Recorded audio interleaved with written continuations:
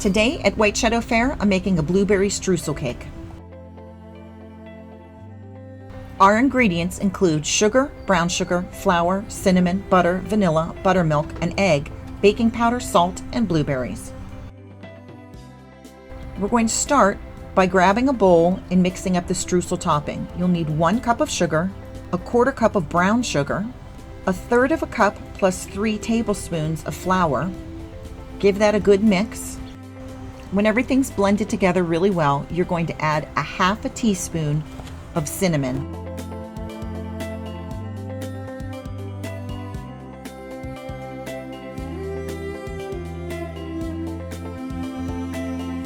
While this cake is best made with fresh blueberries, if you do use frozen blueberries, do not thaw them and toss them with a little bit of flour, maybe 1 to 2 tablespoons of flour tossed on them out of the flour that you would have mixed into the batter.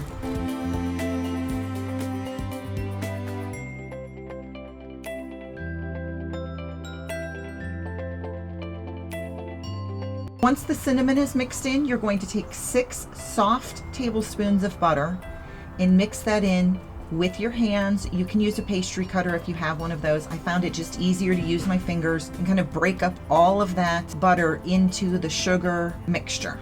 And you're going to set your streusel topping off to the side while you make the batter.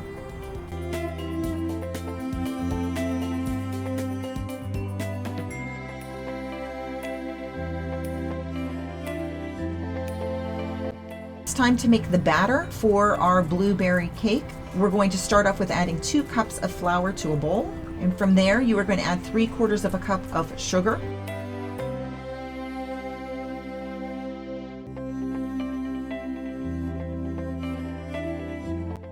4 tablespoons of softened butter,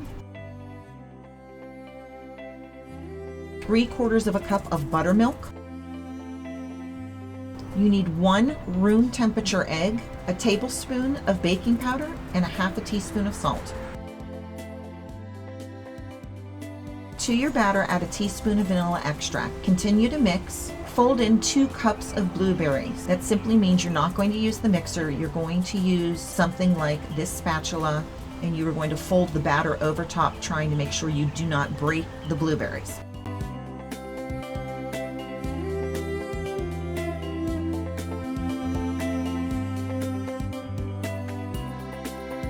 Make sure your oven is preheated to 375 degrees Fahrenheit, and I baked this in a greased 9x9 pan. I did line the pan with parchment paper, but you certainly don't need to do that. As long as you grease and flour your pan, it will come out beautifully. So you're going to spread this very thick batter out to the corners of your pan.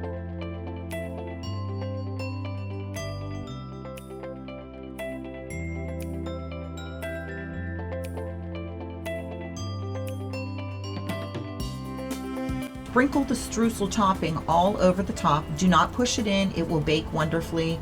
Notice that you might have little pieces where the butter hasn't completely combined. Don't worry about that. That's going to make an excellent texture for this.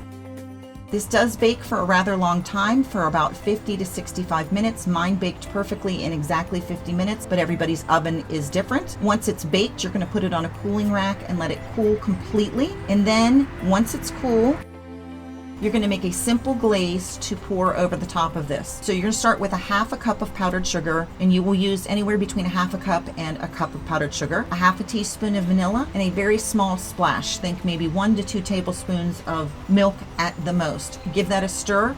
I looked at mine and I thought it was too thin for what I wanted to do, so I mixed a little bit more powdered sugar in until I got it to a thick enough consistency that it wouldn't just run all over the cake. You might like yours thinner than I like mine, but I wanted it fairly thick so that I could drizzle it over the top.